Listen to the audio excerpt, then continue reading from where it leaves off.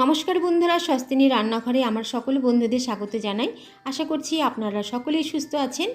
আমি আজ চটজলদি সুস্বাদু করলার একটি রেসিপি আপনাদের মধ্যে শেয়ার করব। এই রেসিপিটি গরম ভাতের সঙ্গে খেতে জাস্ট অসাধারণ লাগে। তাই বন্ধুরা দেরি না করে চলুন তাহলে দেখে নেই। বন্ধুরা, আপনারা দেখতে পাচ্ছেন আমি এখানে গোটা কয়েক করলা নিয়েছি, আর করলাগুলো খুব ভালো করে ধুয়ে ঠিক এইভাবে চাকচাক করে কেটে নিয়েছি।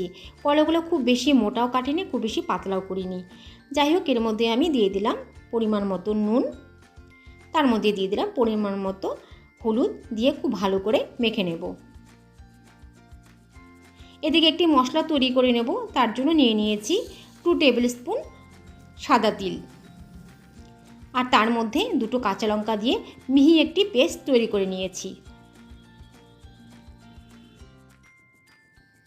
এবারে আমি করলাগুলো ভেজে নেব। তার জন্য দিয়ে দিয়েছি পরিমাণ মতো তেল।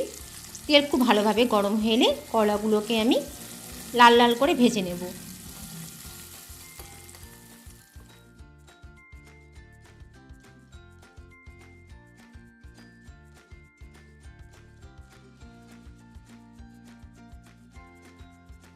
ভাজার পর্ব শেষ হলে ফোড়নের জন্য দিয়ে দিলাম কালো জিরে, আর দিয়ে দিলাম 2টো শুকনো লঙ্কা, দিয়ে একটু কিছুক্ষণ নেড়ে নেব।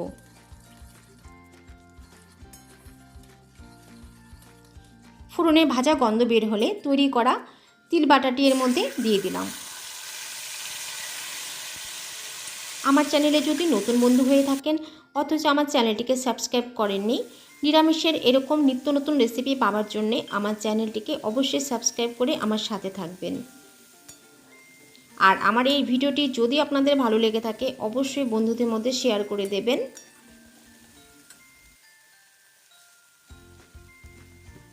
2-1 মিনিট নেড়ে নেওয়ার পর এর মধ্যে দিয়ে দেব স্বাদ মতন নুন।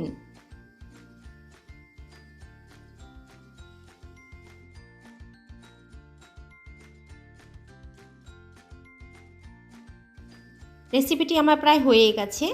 এবারে আমি ভেজে রাখা করলাগুলো দিয়ে খুব ভালো করে নেড়ে নেব।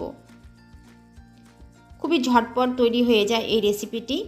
অবশ্যই রেসিপিটি ট্রাই করবেন, কেমন লাগলো সেটা আমাকে জানাতে ভুলবেন না।